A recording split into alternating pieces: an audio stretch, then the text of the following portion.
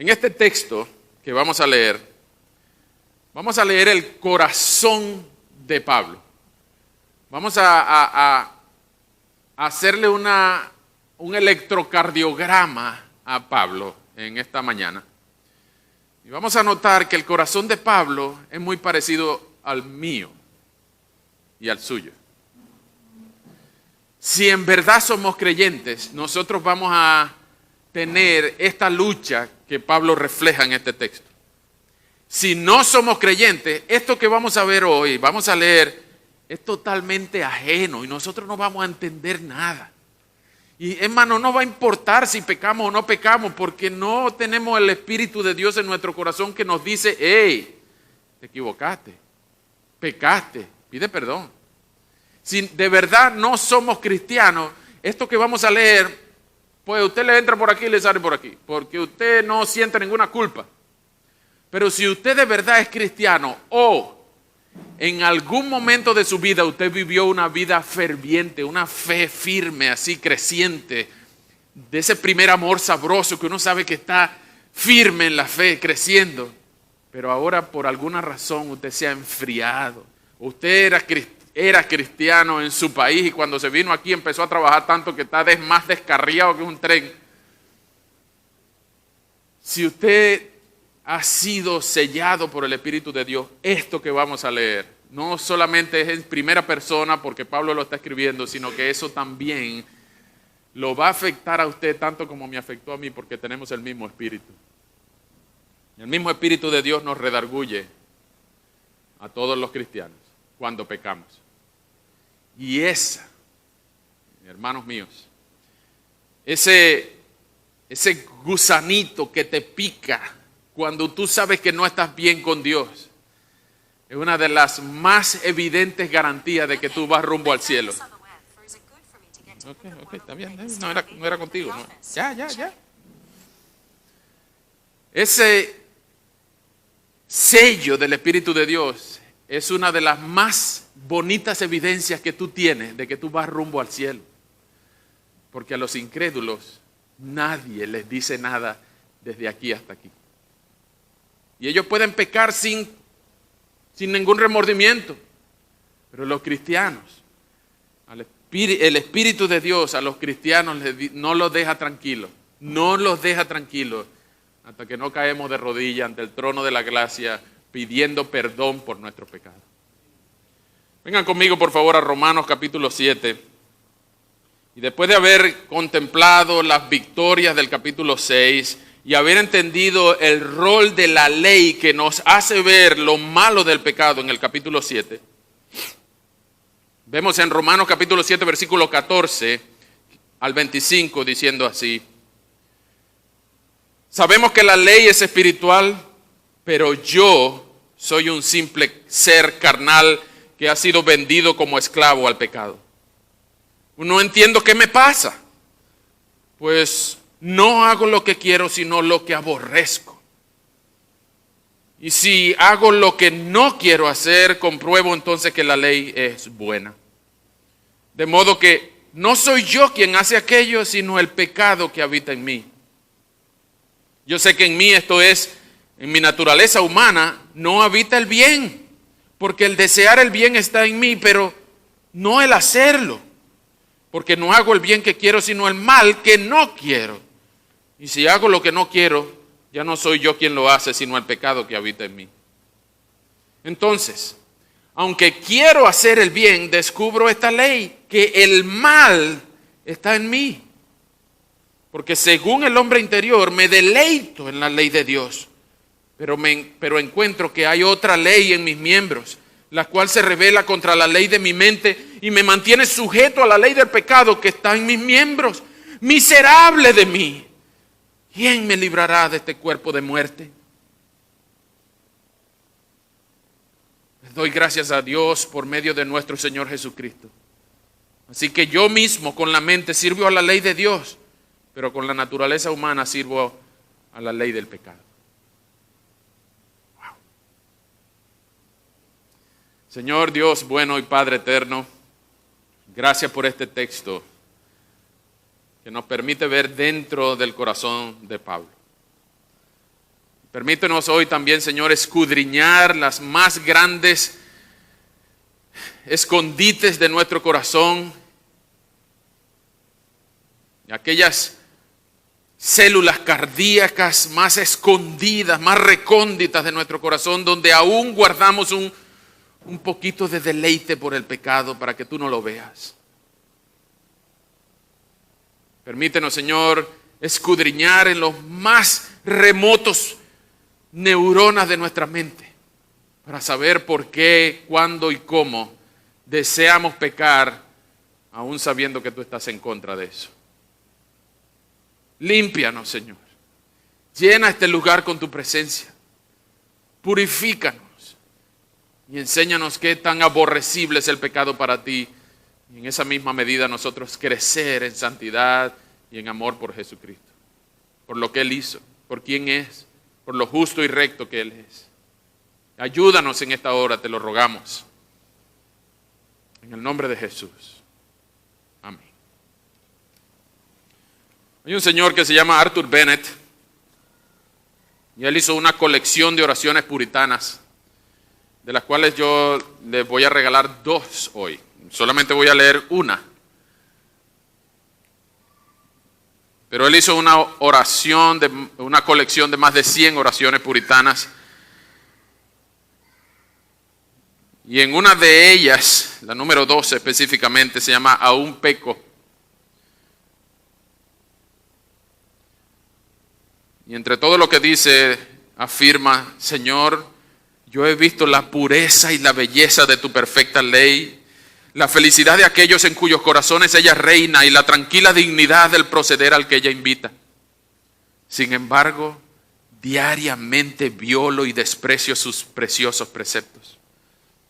Tu amoroso espíritu me redarguye internamente y me recuerda las advertencias de la Escritura, me inquieta con alarmantes providencias y me persuade con susurros secretos. Pero aún así yo escojo mis propios engaños y caprichos para mi propio perjuicio y perversa, resentida y ansiosamente le doy razones para abandonarme. Al final se los completo. Pero si esa es tu lucha, hermano o hermana, no estás solo.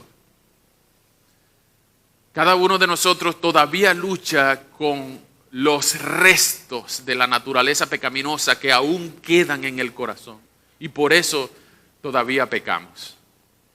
Ninguno de nosotros puede decir: yo tengo tiempo que no peco. Yo no me acuerdo cuándo fue la última vez que pequé. Yo creo que yo no pequé esta semana. Ninguno de nosotros, a menos que sea bien mentiroso, o no sea creyente, o no sepa lo que es pecado, no puede decir eso. Porque todos nosotros hemos mentido, hemos murmurado, nos hemos quejado, hemos blasfemado, hemos deseado lo que no es nuestro, hemos codiciado, hemos tocado lo que no debemos, hemos hecho lo que no debemos, o en el peor de los casos, no has hecho lo que debieras. Entonces ninguno de nosotros está exento de pecado. Yo no sé si usted siente ese peso, ese mismo peso que Pablo siente allí diciendo: yo no sé lo que me pasa, dice en el versículo 15. Yo no entiendo lo que me pasa, pues no hago lo que yo quiero, sino lo que aborrezco. Todos nosotros sabemos que la luz amarilla es para frenar. ¿Usted no sabía eso? Nadie ha dicho amén. Pero todos nosotros, cuando vemos la luz amarilla, en vez de frenar, aceleramos. Todos nosotros sabemos que el stop es para pararse 3 segundos antes de la raya blanca. Pero ninguno de nosotros se para 3 segundos, mucho menos 4. Todos nosotros, todos los hijos de nosotros, todos los que somos papás, sabemos que hay que decirle al hijo 3 veces para que pueda hacer caso. Porque nosotros también fuimos chiquitos. Y todos nosotros sabemos que mientras más prohíbes algo, pues más deseo va a querer hacerlo. ¿Por qué? Porque el desear el bien está en mí, pero no el hacerlo. Esa es su experiencia.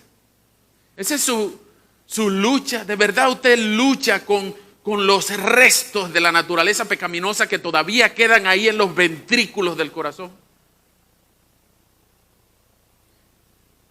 como cuando uno en la noche o en el día se toma un jugo de guayaba en un vaso de vidrio y lo pone en algún lugar y dice, ya lo voy a fregar. Pero como pasa la mayoría de las veces, no lo friega inmediatamente, sino que se queda para el siguiente día. ¿Usted sabe lo difícil que es lavar un jugo de guayaba del otro día, del día anterior? De verdad que cuesta fregarle el jugo de guayaba y todavía que tú lo lavas y lo metes en el lavavajilla y todavía le queda guayaba pegada, ¿verdad? Usted no sabe lo que es la guayaba. Eso sí es difícil de quitar. Hay que lavarlo como 3 veces o como con una esponjita de acero para poderle quitar la guayaba del día anterior.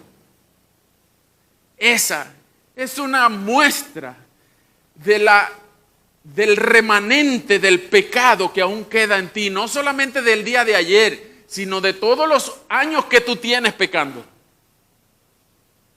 Y si es verdad, la sangre de Jesucristo tiene mucho más poder que cualquier detergente, pero aún quedan restos de guayaba, aún quedan restos de pecado que un solo pedacito de guayaba, un solo pecado, por más chiquito, te fastidia la vida por el resto de tu vida y tú eres capaz de cometer el mismo pecado una y otra vez y decir, otra vez caí, otra vez fallé. Señor, perdóname otra vez. ¿Te pasa? ¿O es a mí nada más que me pasa? Otra vez caí, otra vez fallé.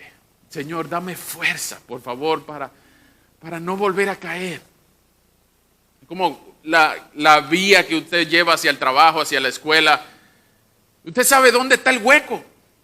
Usted sabe dónde está la cámara. Usted sabe dónde está lo que usted tiene que cuidarse.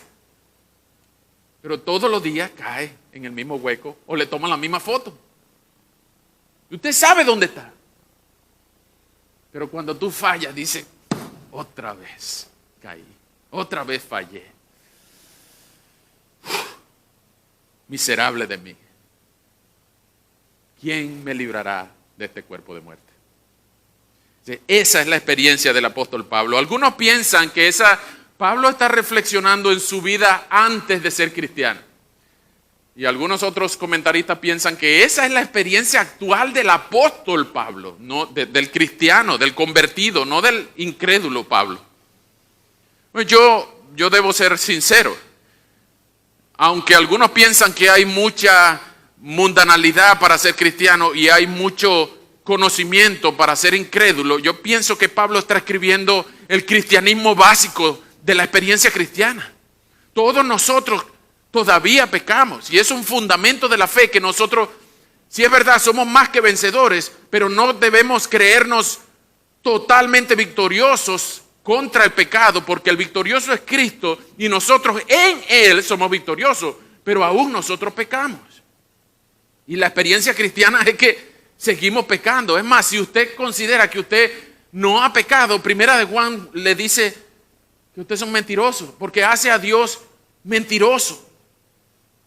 Entonces nosotros no podemos pensar que no somos pecadores, sino que somos pecadores redimidos, que hemos sido limpiados, hemos sido hechos justos, hemos sido justificados, pero estamos caminando un proceso progresivo de santificación.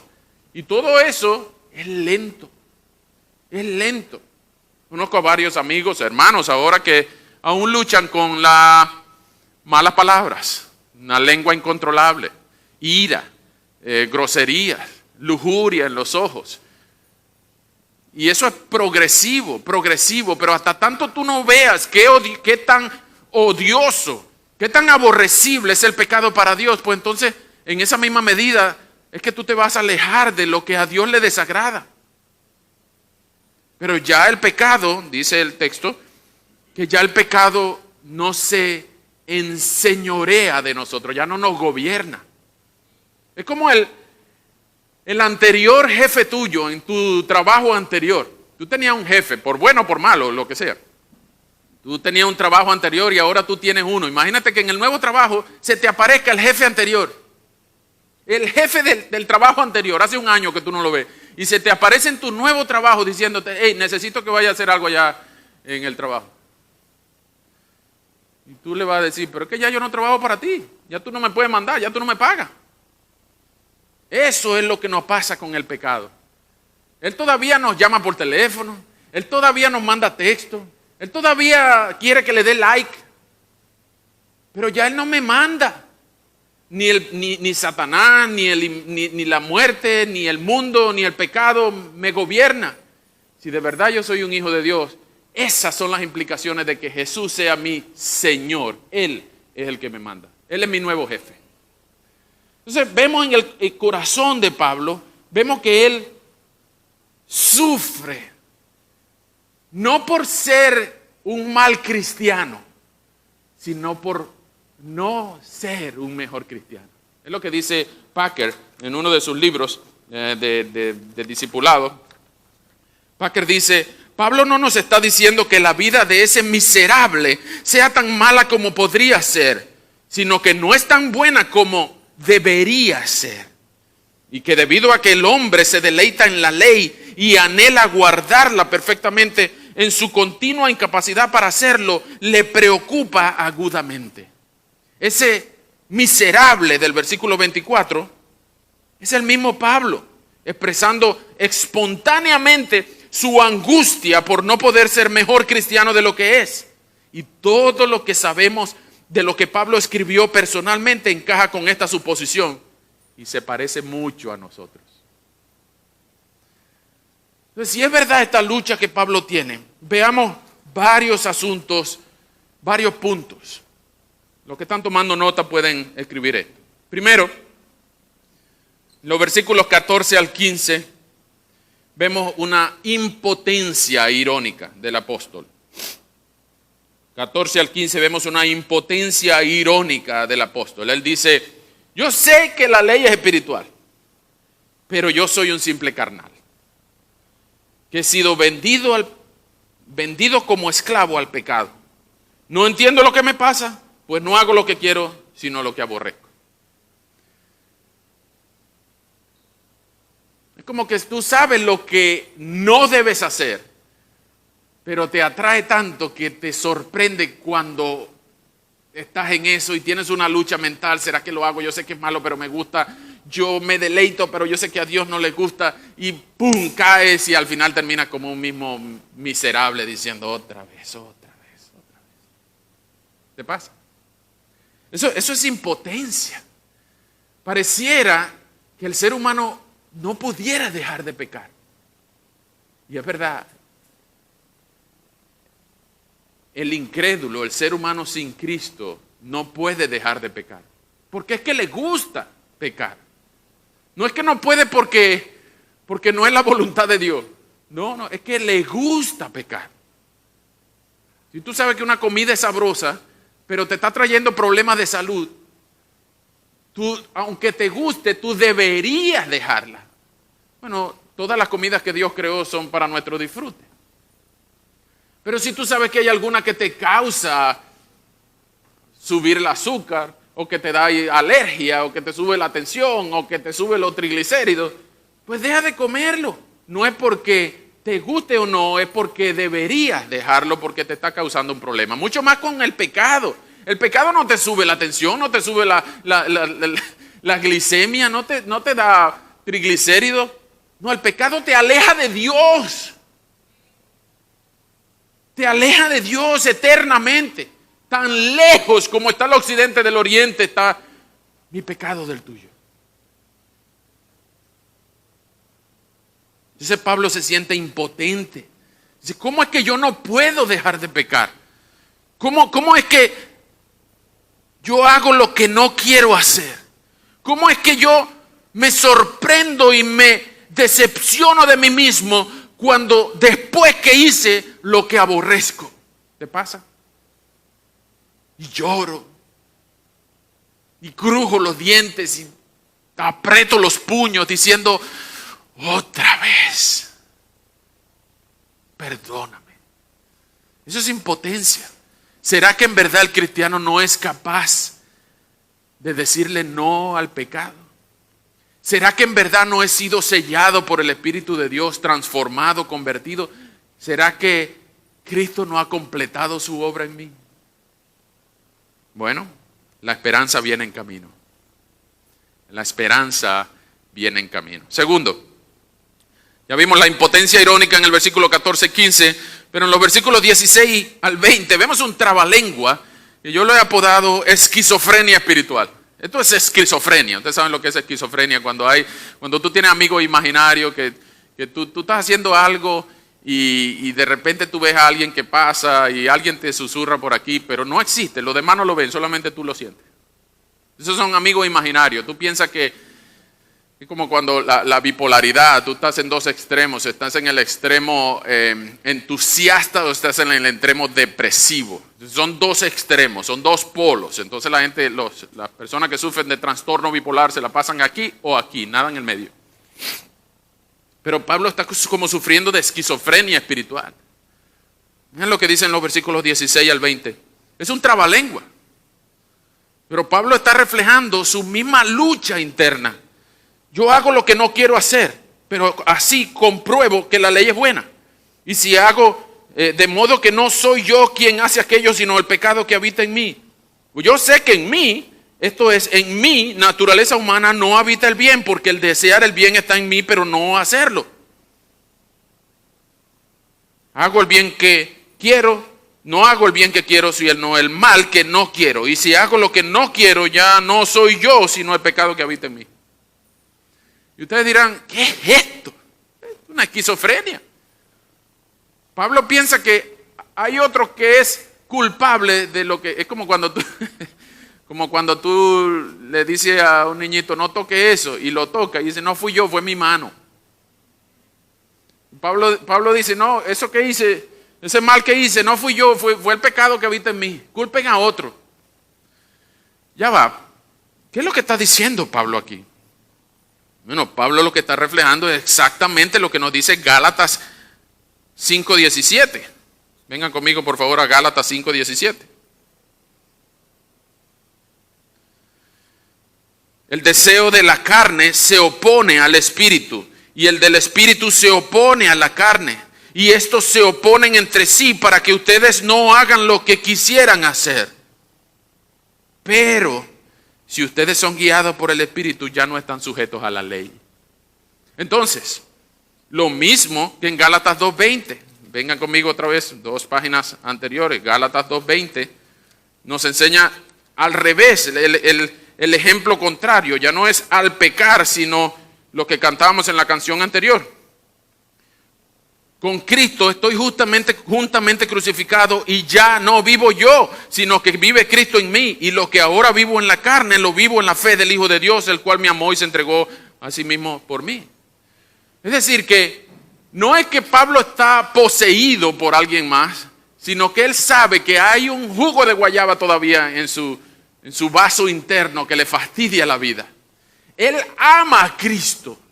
Por eso es que no puede ser Pablo hablando siendo incrédulo. Él ama a Cristo, pero todavía la lucha espiritual que tiene interna le atraen ciertas cosas a las que le dan like. Por eso Pablo tiene una lucha espiritual, una esquizofrenia de decir que sí, pero no, de que no, pero sí, lo que yo quiero no debo, lo que hago es lo que quiero, pero no debo. Y esa lucha es desesperante. Provoca gritar cuando uno lee esto a Pablo y dice, ¡ah! A mí también me pasa. ¿Te pasa a ti? O tú no tienes quien te acuse. O si no tienes quien te acuse, preocúpate.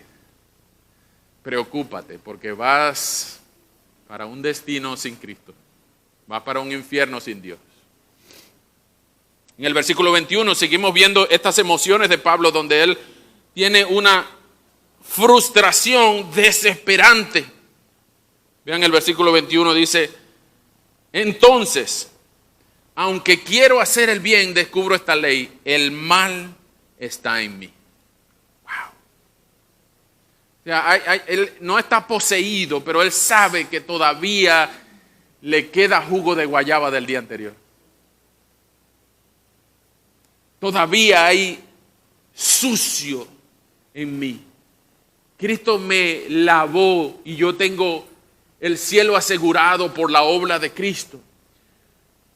Pero todavía Si no fuera por Cristo que me aguanta, yo me descarriaría. Y esa es la bendita doctrina de la preservación de los santos. Si no fuera porque Cristo me sostiene, yo todavía tendería al mal. Mi alma, mi voluntad ha sido cambiada, ha sido regenerada, ha sido convertida, pero todavía hay tentaciones que seducen al Hijo de Dios, a la hija de Dios. ¿Te pasa? Pero la esperanza viene en camino. La ayuda viene en camino. Cuarto, vemos en el pasaje, en los versículos 22 al 23, una lucha interna, una montaña rusa de emociones en los versículos 22 al 23, donde Pablo expresa: según el hombre interior, yo me deleito en la ley de Dios. Él es el varón bienaventurado del Salmo 1. Bienaventurado el varón que no anduvo en consejo de malos, ni en silla de escarnecedores se ha sentado, sino que en la ley de Jehová medita de día y de noche. Se deleita en la ley de Dios. El hombre interior, según Pablo, según él mismo, él se deleita en la ley de Dios. Pero en el 23 dice: pero encuentro que hay otra ley en mis miembros, la cual se rebela contra la ley de mi mente y me mantiene sujeto a la ley del pecado que está en mis miembros. Es decir, él sabe que los domingos, él es el más cristiano de todos.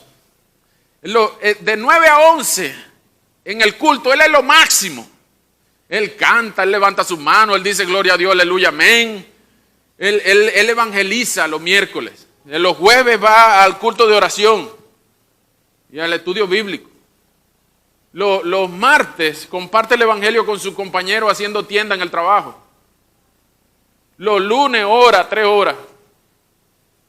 Todos los días de la semana él ejercita su disciplina espiritual. Él es lo máximo. En el hombre interior él se deleita en la ley de Dios, porque según el versículo 12, la ley es santa, el mandamiento es santo, justo y bueno. Nosotros no podemos decir que la ley es del diablo.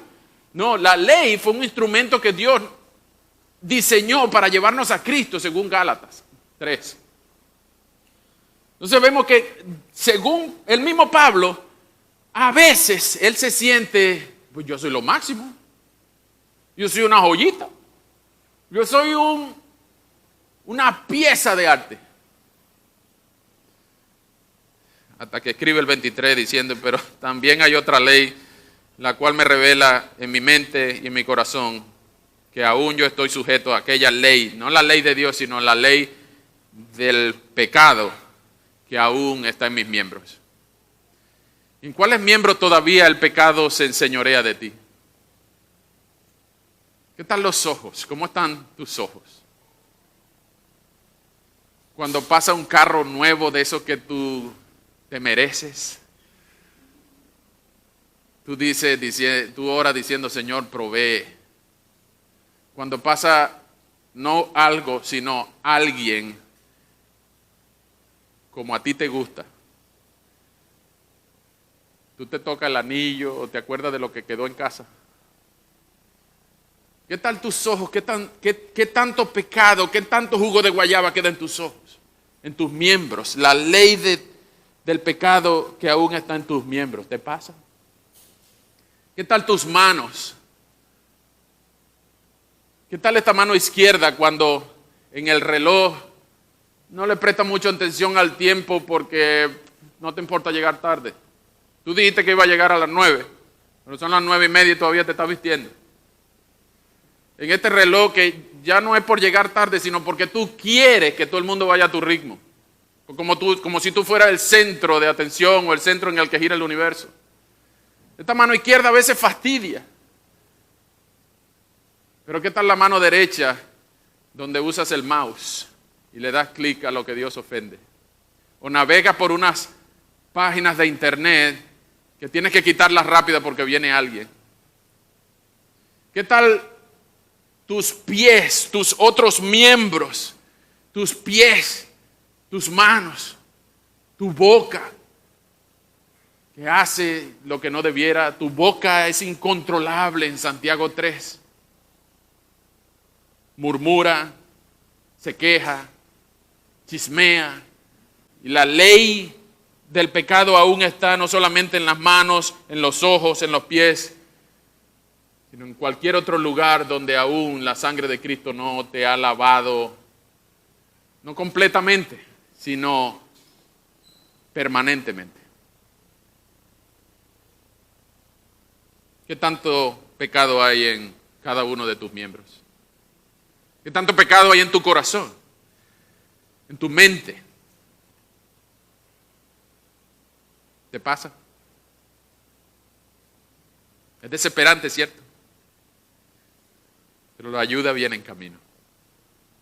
La esperanza viene en camino. Entonces ya vimos la impotencia irónica en los versículos 14 al 15. Vemos la esquizofrenia espiritual de Pablo en los versículos 16 al 20.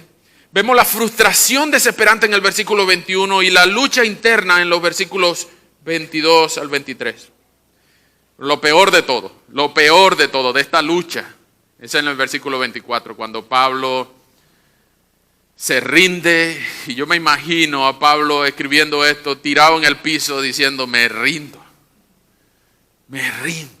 Cuando escribe el versículo 24, miserable de mí. ¿Quién me librará de este cuerpo de muerte? Es como que se rinde, diciendo, pareciera que en todos estos años de ser cristiano, yo no voy a poder tener ninguna victoria, no voy a poder dejar pasar ni un día sin pecar. Yo no sé si ustedes han leído la biografía de Martín Lutero, y él cuenta que él peleaba con el diablo en su celda en el monasterio. Aún traduciendo el Nuevo Testamento en 1520, supuestamente escuchaban a Lutero en su celda peleando con el diablo, susurrándole. Y había una lucha interna. Hasta que en algún momento Lutero entendió lo que se llama la justificación por la sola gracia mediante la fe. Cuando Lutero estaba leyendo el capítulo 5 de Romanos, él entendió que el estándar de Dios era la justicia perfecta. Dios no acepta 99% de pureza. Dios acepta solamente 100% la perfección.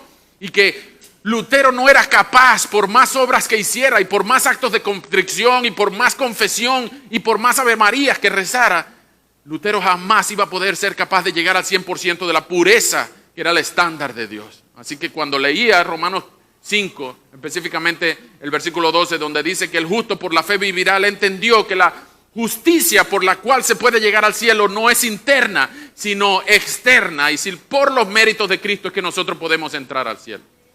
Y ahí es que Lutero se convenció y dice, me rindo. Y cuando el diablo vino a susurrarle otras grandes ofensas que Lutero había cometido contra Dios, Lutero fue capaz de decirle, si es verdad, todas esas yo las he cometido. Si es verdad, todas esas y más que tú no conoces. Pero hay uno que pagó por ellas y todas las que he cometido y cometeré. Y en ese momento Lutero dice que él vio como las puertas del paraíso se le abrieron con todo esplendor y el Señor lo dejó entrar por los méritos de Cristo. Es una bonita historia que nos narra que sí, Pablo tiene razón al decir, miserable de mí, ¿quién me librará de este cuerpo de muerte? Pero la historia no llega hasta ahí. Si es verdad, somos unos miserables, no tenemos esperanza. Todo aquel que ha cometido pecado tiene que morir. Romanos 3:23 nos enseña que la paga del pecado es muerte. Y si usted ha cometido un pecado en su vida, usted merece la muerte. Pero la dádiva de Dios, el regalo de Dios, la provisión de Dios, es vida eterna en Cristo Jesús. Y si es verdad, somos miserables, mas gracias sean dadas a Dios por medio de Jesucristo, dice el versículo 25. Porque yo mismo con la mente, sí es verdad, yo sirvo la ley de Dios, pero con la naturaleza humana sirvo la ley del pecado. Y todavía peco, aún peco, como dice Arthur Bennett en su poesía. Pero en Cristo soy más que vencedor. Yo no sé cómo, pero todas las promesas del capítulo 8 que usted va a empezar a ver a partir de la semana que viene son sí y amén en Cristo para nosotros. Pablo sin Cristo está perdido, igual que usted y yo. Todos los incrédulos sin Cristo están perdidos. Van para rumbo al infierno eterno. Pero en Cristo, solamente déjeme leerle el versículo 1 del capítulo 8, de lo que viene ahora en este próximo mes.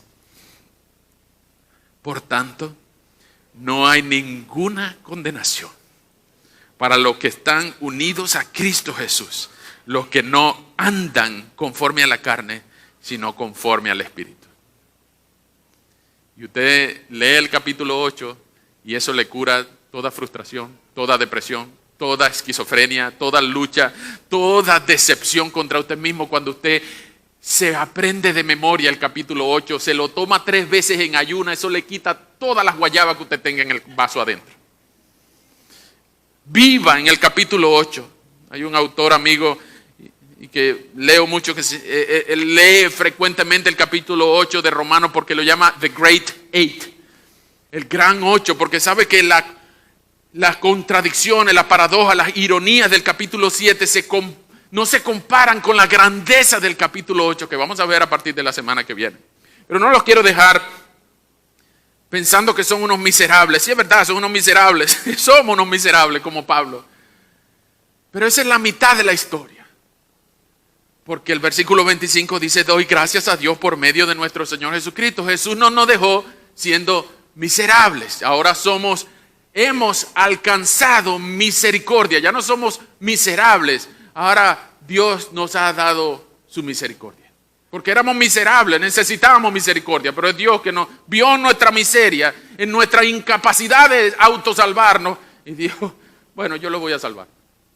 Porque tú no puedes salvarte. Y hay gente que usa este versículo para cualquier otra cosa. Pero cuando dice que todo es posible para Dios, es transformar el alma humana para que ahora ame a Cristo. Y esto nos pasa a todos nosotros. Todos nosotros, los que hemos confiado en Cristo, hemos sido justificados y hemos sido perfeccionados a la vista de Dios, que ya Dios no nos ve como si fuéramos nosotros mismos, sino que ahora nos ve como si fuéramos su Hijo después de resucitado. Sin embargo, hemos sido perfeccionados, pero aún no somos perfectos.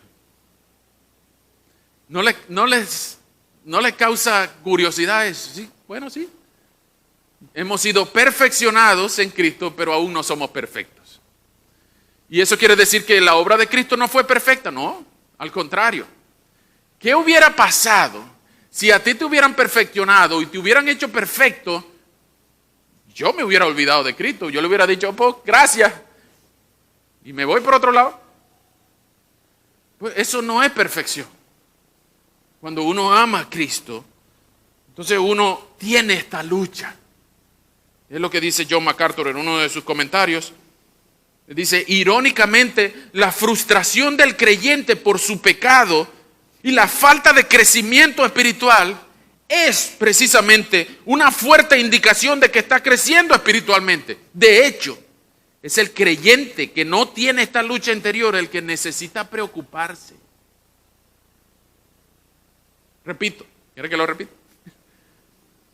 Irónicamente, la frustración del creyente por su pecado y la falta de crecimiento espiritual, la frustración del creyente por su pecado y la frustración del creyente por su falta de crecimiento espiritual es precisamente una fuerte indicación de que sí está creciendo espiritualmente. De hecho, es el creyente que no tiene esta lucha interior el que necesita preocuparse. Si tú no tienes esta lucha, hermano o hermana, preocúpate.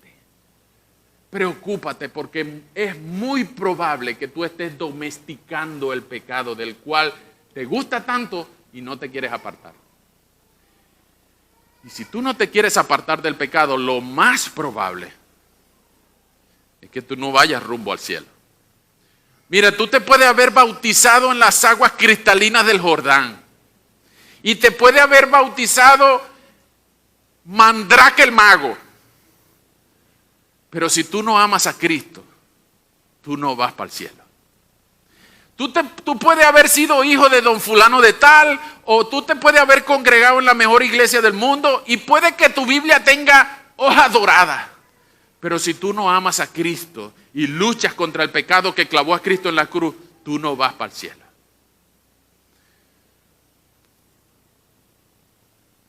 Hermano, si tú tienes esta lucha, esa es una evidencia de que el Espíritu de Dios está en ti. Pero quiero que sepas algo. La ayuda viene en camino. Algunos de ustedes habrán leído la historia de Elie Wiesel. Elie Wiesel fue el presidente fundador del Museo del Holocausto aquí en Washington, D.C. Los que han ido, yo no sé si tuvieron la misma sensación que yo, pero es una sola lloradera desde que yo entré. Los que no han ido, les recomiendo que no vayan. Es el museo más triste que hay en la ciudad. Allí ni siquiera se celebra, ni siquiera se recuerda, ni siquiera se conmemora. Solamente se evidencia las atrocidades del régimen nazi contra los judíos en la Segunda Guerra Mundial. Para darles una palabra de desánimo, hay un cuarto que la alfombra, bueno, no la alfombra donde uno pasa, sino que hay una alfombra que parece negra, es inmensa, un salón así. Y es pelo de mujeres que eran afeitadas antes de entrar a la cámara de gases. Otro cuarto tiene un montón de zapaticos de cuero chiquitos. Lo mismo. Gente que iba a ser asesinada por su fe. Y allí quedó el recuerdo de las atrocidades que hicieron con ellos. Y Elie Wiesel sobrevivió la guerra tanto como para que en años, principiando este siglo XXI, lo pusieran del primer presidente de este 2008, creo que fue la inauguración del Museo del Holocausto. Y él decía que mientras él veía estas atrocidades que estaban pasando, él se preguntaba, él y su hermanita, que no sobrevivió, pero la hermanita le preguntaba, ¿pero por qué nadie viene a ayudarnos? ¿Por qué nadie viene a ayudarnos? Y Elie le decía, tranquila, la ayuda viene en camino. La ayuda viene en camino. Alguien tiene que saber de esto que están haciendo con todos nosotros. La ayuda viene en camino. Tranquila, la ayuda viene en camino. Y la hermanita veía otras cosas y preguntaba, ¿pero será que más nadie en otro país sabe lo que está pasando? Dice, tranquila, tranquila. La ayuda viene en camino.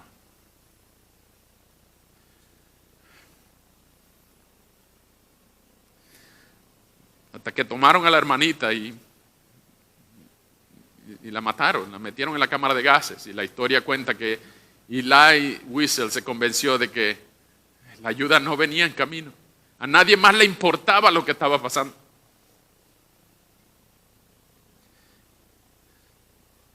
Y lo que la hermanita preguntaba, él decía, ¿pero por qué no vienen? Y él tuvo que concluir diciendo, ¿o será que no saben?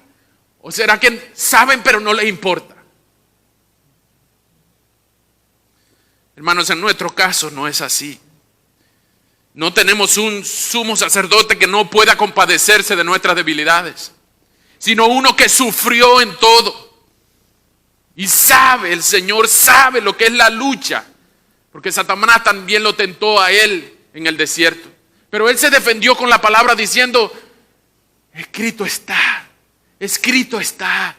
Escrito está, cada vez que fue tentado en la misma cosa que el pueblo de Israel falló en el desierto de Israel, en el desierto. Escrito está. ¿Cuántos versículos puedes responderle tú al diablo cuando venga a susurrarte?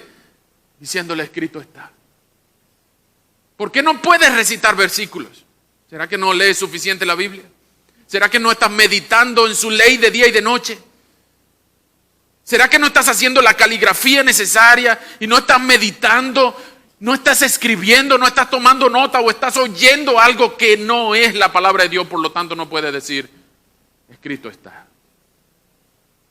¿Por qué no podemos prevalecer en nuestra vida santa y en vez de pecar con la mente, con la lengua y el corazón, más bien sucumbimos ante las tentaciones? Hermano, hermana, la ayuda viene en camino. En Romanos 6 dice, sabemos que nuestro antiguo yo fue crucificado juntamente con él para que el cuerpo del pecado sea destruido a fin de que no sirvamos más al pecado.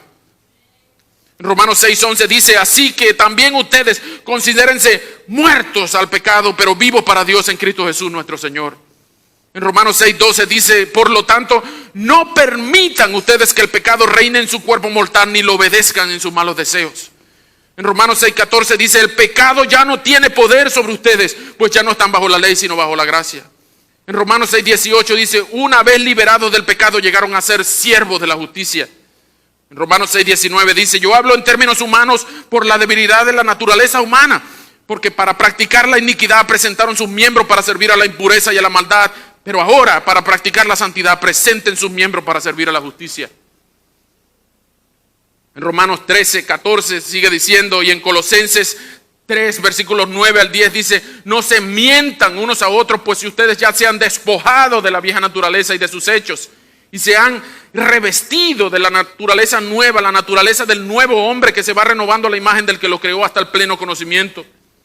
En Efesios 4:22 dice, en cuanto a su pasada manera de vivir, despójense de su vieja naturaleza, la cual está corrompida por los deseos engañosos, renuévense en el espíritu de su mente y revístanse de la nueva naturaleza creada en conformidad con Dios en la justicia y santidad de la verdad. En Gálatas 3:27 dice, todos ustedes, los que han sido bautizados en Cristo, están revestidos de Cristo. En Gálatas 5:24 dice, los que son de Cristo han crucificado la carne con sus pasiones y deseos.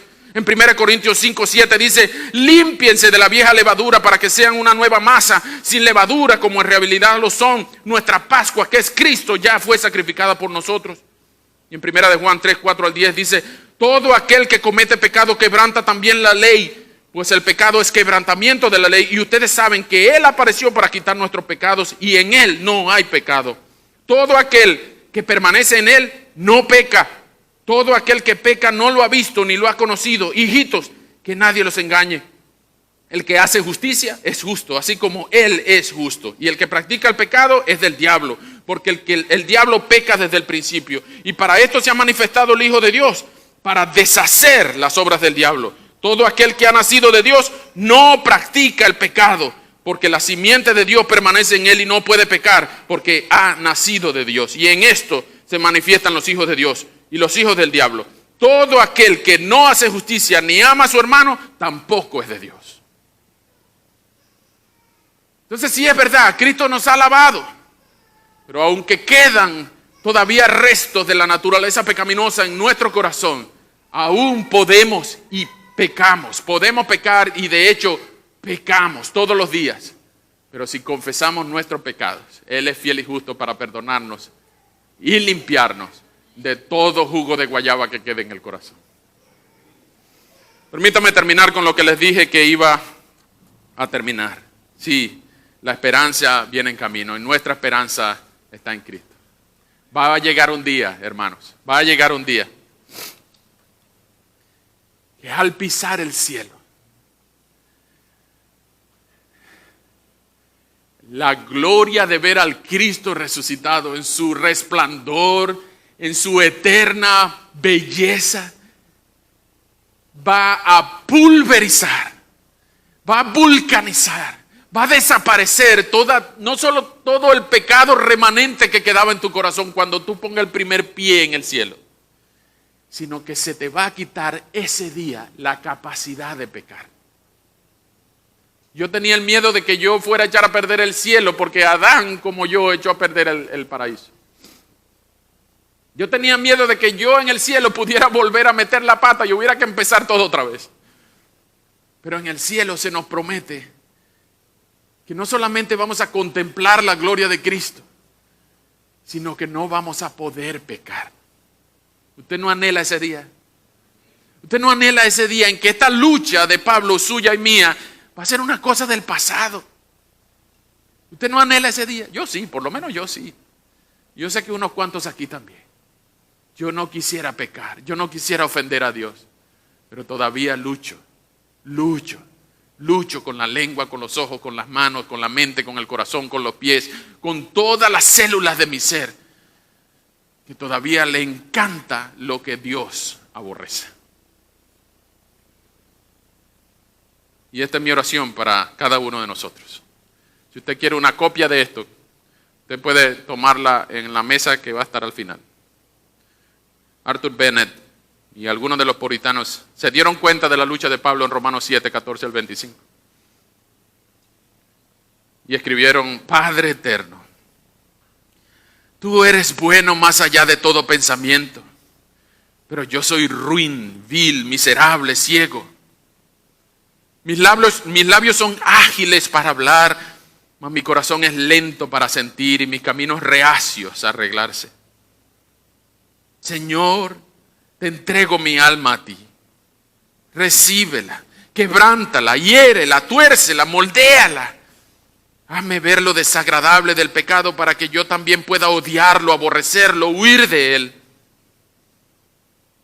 Mis facultades han sido instrumento de deshonra para ti. Como un rebelde he abusado de mis fuerzas y he servido al odioso adversario de tu reino. Perdóname. Dame gracia para lamentar mi estúpida insensatez. Hazme saber que el camino de los pecadores es duro y que la senda malvada tiene un destino miserable y que apartarse de ti es menospreciar toda tu bondad. He visto la pureza y la belleza de tu perfecta ley, la felicidad de aquellos en cuyos corazones ella reina y la tranquila dignidad del proceder al que ella invita. Sin embargo, diariamente violo y desprecio sus preciosos preceptos. Tu amoroso espíritu me redarguye internamente y me recuerda las advertencias de la Escritura. Me inquieta con alarmantes providencias y me persuade con susurros secretos. Pero aún así, Señor, aún así escojo mis propios engaños y caprichos para mi propio perjuicio. Y perversa, resentida y ansiosamente le doy razones para abandonarme. Pero por todos estos pecados, Señor, me aflijo, me lamento y suplico tu perdón. Obra en mí un profundo y permanente arrepentimiento. Dame la lentitud, la plenitud de la aflicción piadosa que tiembla y teme. Esa que siempre confía y ama, siempre poderosa, siempre segura. Haz que a través de las lágrimas del arrepentimiento pueda yo ver más claramente el brillo y la gloria de la cruz salvadora. Si usted siente esta lucha, alégrese, que la ayuda viene en camino. Si usted ha sido sellado, lavado, transformado, convertido, regenerado, justificado, alégrese. Usted está jugando para el equipo correcto. Aunque todavía sufra, los sufrimientos del tiempo presente no son comparables con la gloria que en nosotros ha de manifestarse. Si usted no siente esta lucha contra el pecado, no se alegre, preocúpese, entristézcase, deprímase, busque ayuda, pregunte, ¿cómo es que yo no siento eso? Porque si usted no siente esa lucha, eso significa que usted no está jugando para el equipo correcto, usted no va rumbo al cielo. Usted está jugando para el equipo de aquel que no quiere que usted sienta esta lucha. Usted va rumbo al infierno, preocúpese. Y si usted está lejos de Dios, si usted conoce la ley de Dios, en algún momento usted confesó su pecado, allá no sabemos cuándo, usted tiene tiempo que no confiese su pecado, hoy es un buen momento, porque Dios te está escuchando. Si tú estás lejos de Dios, ¿qué vas a esperar para venir a Él en arrepentimiento y fe? ¿Qué vas a esperar? ¿Vas a esperar 5 minutos antes de morirte? ¿Tú vas a esperar ser perfecto para venir a Cristo? Pues déjame decirte que si tú vas a esperar ser perfecto para venir a Cristo, pues nunca va a venir. Desiste de esa mentira, de que tú vas a esperar para estar perfecto después. No, después no existe, mañana nunca llega. Ven hoy, porque no sabemos hasta cuándo la oferta va a estar disponible. La salvación por gracia mediante fe es una oferta con tiempo de caducidad. Cuando el Señor venga por nosotros ya no va a haber más tiempo de arrepentimiento. Así que ven hoy, no tardes más. Si tú estás lejos de Dios, hoy es un buen momento para pedirle perdón por tus pecados. No solamente el de hoy y el de ayer, sino todos aquellos con pelos y señales, con día y hora. Pídele perdón al Señor a quien ofendiste por haber roto uno de sus mandamientos, de sus preceptos. Pero también si hay alguien a quien tú ofendiste, si hay alguien a quien tú menospreciaste, si hay alguien de quien tú chismeaste o murmuraste, si hay alguien cuya imagen de Dios en él o en ella tú ofendiste, textéale hoy. No dejes que se ponga el sol sobre tu ofensa contra esa persona. Perdóname, perdóname. O si está aquí, hoy es un buen momento para ir a abrazarle y decirle perdóname. Arregla tus cuentas. ¿Saben por qué? Porque el Padre nuestro dice, perdona nuestras ofensas, así como nosotros perdonamos a los que nos ofenden. Entonces arregla tus cuentas con ese hermano o esa hermana y luego devuélvete ante Dios y presenta tu ofrenda. ¿Está bien? Entonces, hermanos, permítanme recordarles, si es verdad, miserable de nosotros, ¿quién nos librará de este cuerpo de muerte? Y la respuesta es Cristo. Si es verdad, yo soy miserable, pero Cristo es un buen Salvador, el gran Salvador, el que puede limpiarnos de nuestro pecado y salvarnos, es Cristo. Él es la ayuda, que ya vino y está por volver. ¿Tú lo estás esperando? Vamos a orar. Señor, gracias por este pasaje, que lejos de contagiarnos una lucha desesperante y frustrante, más bien nos comunica ánimo para saber que sí, estamos creciendo porque nos damos cuenta de que no podemos ser mejores sin ti. Necesitamos no ser mejores, sino ser hechos nuevos por ti. Y esa es nuestra oración, Señor. Por favor, límpianos cada vez más de los remanentes, de aquellas cuerdas que el pecado dejó guindadas en nuestro corazón. Y ayúdanos, Padre, a ser más puros cada día. No solamente a permitir el control del Espíritu en nuestra vida, sino a desearlo, a quererte, a evidenciar no solamente fruto, sino también pasión por ti, amor por ti, deseo por ti.